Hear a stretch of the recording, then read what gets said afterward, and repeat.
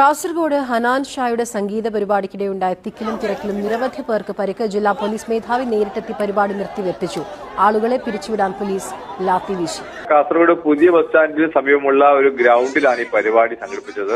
ഇവിടെ ഇതിനോടനുബന്ധിച്ച് പ്രദർശനവും ഉണ്ടായിരുന്നു. ഇന്ന് അവസാന ദിവസമാണ്. അങ്ങനെയാണ് ഈ ഹനാൻ ഷായുടെ സംഗീത പരിപാടി നടക്കുന്നത്.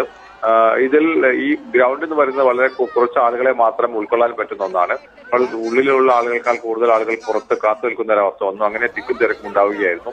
ഇപ്പോൾ നമുക്ക് അറിയാൻ കഴിയുന്നത് 15-ലധികം ആളുകളെ ഇപ്പോൾ ഈ അസ്വസ്ഥത തുടർന്ന് വിവിധ ആശുപത്രിയിൽ പ്രവേശിപ്പിച്ചിട്ടുണ്ട്. ഇപ്പോൾ തിരക്ക് നിയന്ത്രണ വിധേയമാണ്. പോലീസ് എത്തി, ജില്ലാ പോലീസ് മേധാവി തന്നെ നേരിട്ടെത്തി സ്റ്റേജിലെത്തി അനൗൺസ് ചെയ്യുകയായിരുന്നു പരിപാടി നിർത്തിവെക്കുകയാണെന്ന് പറഞ്ഞുകൊണ്ട്. പിന്നീട് ഈ കൂടിയിരുന്ന ആളുകൾ പിരിഞ്ഞു പോകാൻ തയ്യാറായില്ല. അങ്ങനെ അവരെ പിരിച്ചുവിടാൻ വേണ്ടി പോലീസ് ലാത്തി വീശുന്ന ഒരവസ്ഥയിലേക്ക് എത്തി.